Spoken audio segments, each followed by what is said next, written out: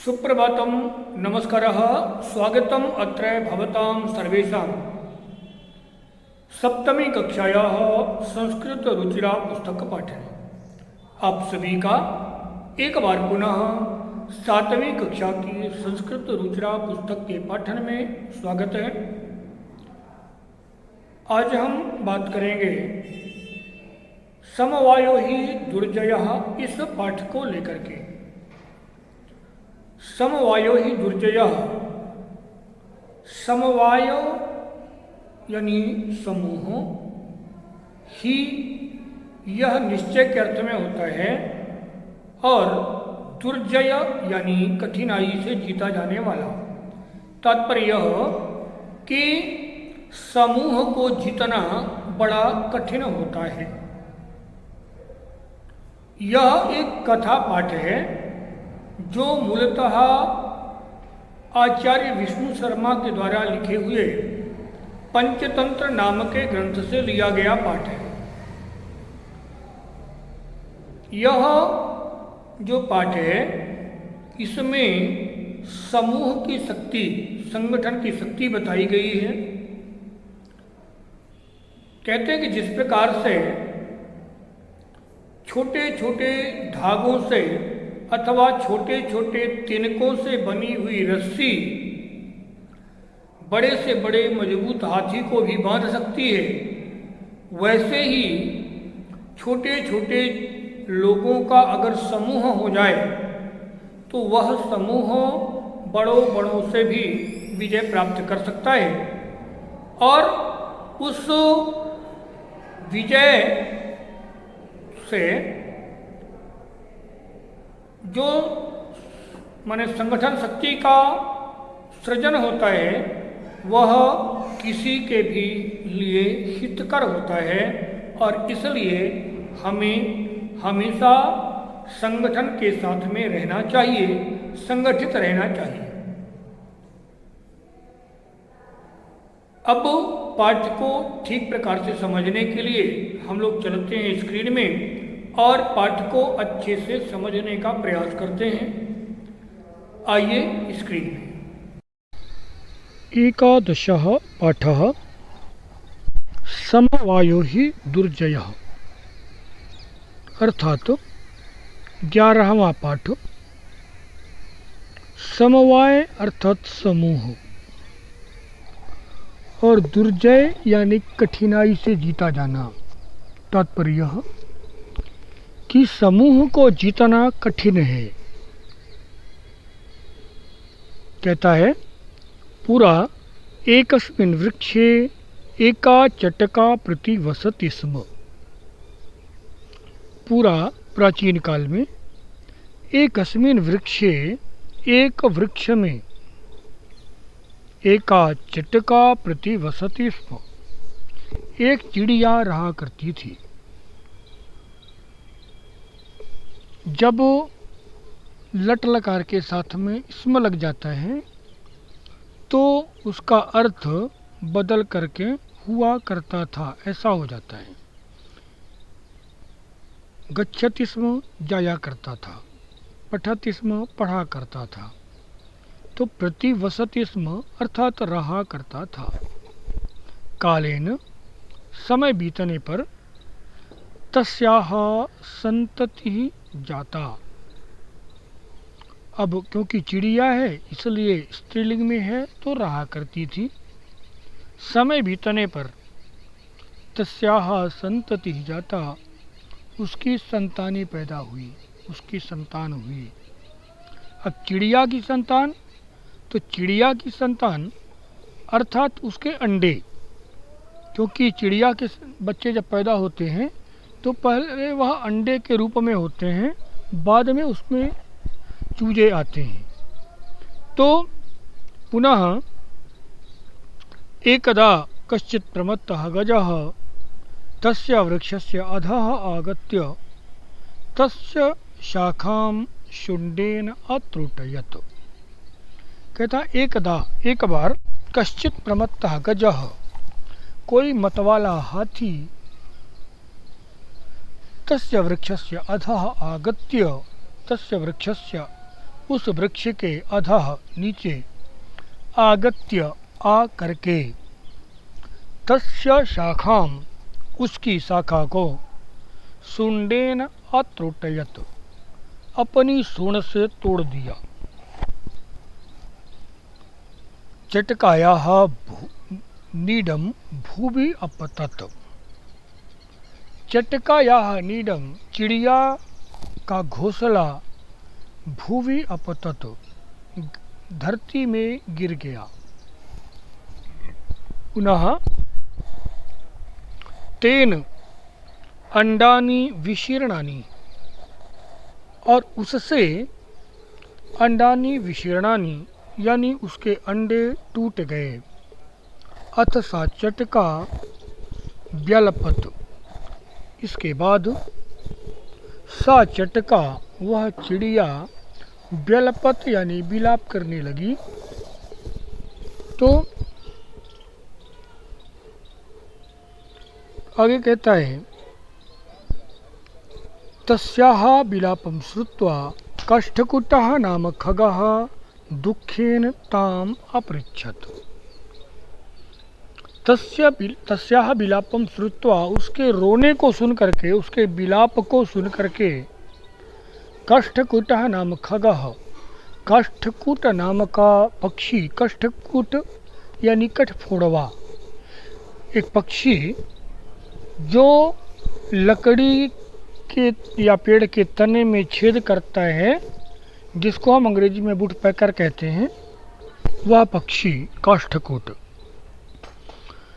तो वह दुखेन ताम अपृच्छत, दुखी होकर के उस चिड़िया से पूछने लगा। क्या पूछा?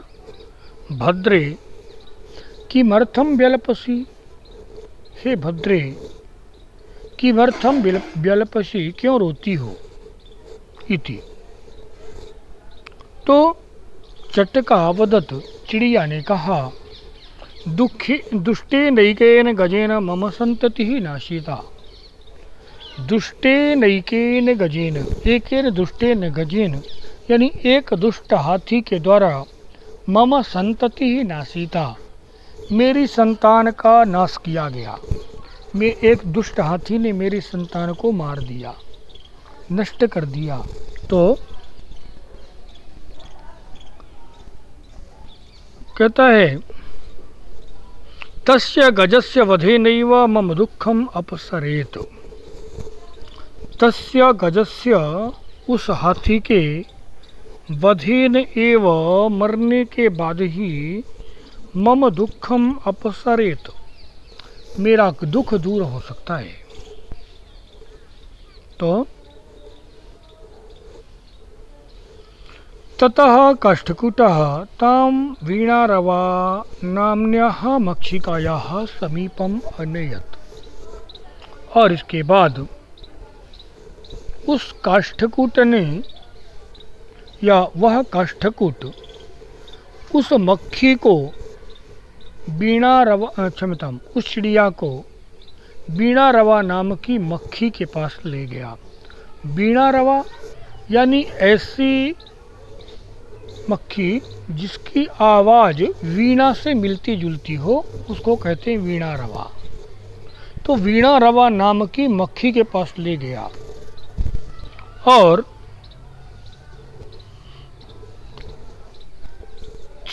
पुनः तयोः वार्तां श्रुत्वा मक्षिका वदत। वहाँ पहुँच करके उन दोनों ने मक्खी के सामने अपनी पूरी बात कही। तो तयोः वार्तां श्रुत्वा, उन दोनों की बातों को सुन करके मक्षिका वदत, मक्खी ने कहा। क्या कहा मक्खी ने? कहती है ममापि मित्रम मंडूकः मेघनादः अस्ति। मम अपि एकः मंडूकः मेघनाद नामकः सः मम मित्रम, मेरा भी एक मित्र है जिसका नाम मेघनाद है और वह मेढक है। तो मेढक मेघनाद जो है वह मेरा मित्र है और इसलिए शीघ्रम तमुपेत्य यथोचितम करिष्यामः, और जल्दी ही उसके पास जा कर के यथोचितम करिष्यामः जो ठीक लगेगा वैसा ही करेंगे। तदानीं तौ मक्षिकया सह गत्वा मेघनादस्य पुरः सर्वं वृत्तान्तं न्यवेदयताम्। और इसके बाद वे दोनों मेढक के पास जाकर के, यानी जिसका नाम मेघनाद था, उसके पास जाकर के और सर्वम वृत्तांतम निवेदयताम, पूरी कहानी बताई, पूरी घटना बताई। और मेघनाद अवदत्, मेघनाद ने कहा, यथा हम कथयामि तथा कुरुतम, जैसा मैं कहता जा रहा हूँ वैसा ही करते जाओ। मक्षिके प्रथमं त्वं मध्याह्ने तस्य गजस्य कर्णे शब्दं कुरु। प्रथमं त्वं, पहले तुम, तस्य गजस्य कर्णे, उस हाथी के कान में शब्दम कुरु, आवाज करना। दोपहर में तुम सबसे पहले उस हाथी के कान के पास आवाज करो। येन सह नयने निमील्य स्थाप्स्यति, येन उसके बाद सह वह नयने निमील्य आँखें बंद करके और स्थास्यति खड़ा हो जाएगा। इसके बाद क्या होगा?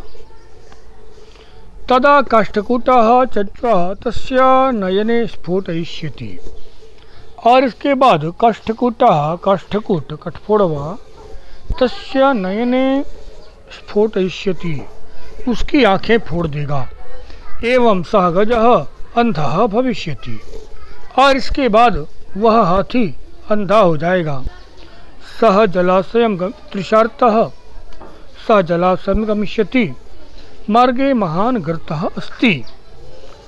तृषार्तः, प्यासा होकर के, सह गजः, वह हाथी, जब जलाशय गमिष्यति, पानी के लिए जलाशय जाएगा, तो मार्ग के महान गर्तः अस्ति, रास्ते में बहुत बड़ा गड्ढा है। और तस्य अंतिके अहम स्थास्यामि, तस्य उसके अंतिके अंत अहम स्थास्यामि, यानी मैं रहूँगा। शब्दम च करिष्यामि, और वहाँ से आवाज करूँगा। शब्द का मतलब आवाज। मम शब्देन तम गर्तम जलाशयं मत्वा स तस्मिन्नेव गर्ते पतिष्यति मरिष्यति च। कहता है, मम शब्देन, मेरे शब्दों के कारण, मेरी आवाज के कारण, तम गर्तम, उस गड्ढे को, जलाशयम मत्वा, जलाशय समझ करके, क्योंकि ज़्यादातर यह माना जाता है कि मेढक पानी के आसपास ही होते हैं, तो इसलिए कहता है कि मेरी आवाज़ को वह जलाशय समझ करके और उसमें पतिष्यति, उस गड्ढे में गिर जाएगा। मरिष्यति च, और मर जाएगा। अथो, इस प्रकार से, तथा कृते, सबने वैसा ही किया। सह, और वह हाथी, मध्याह्ने, दोपहर में, मंडूपस्य शब्दम अनुसृत्य, मेढक के शब्दों का अनुसरण करके, मेढक के शब्दों के अनुसार, महतः गर्तस्य अन्तः पतितः, बहुत बड़े गड्ढे के अंदर गिर गया। मृतः च, और मर गया। तथा च उक्तम, और इसीलिए कहा गया है, बहूनामप्यसाराणां समवायो ही दुर्जयः।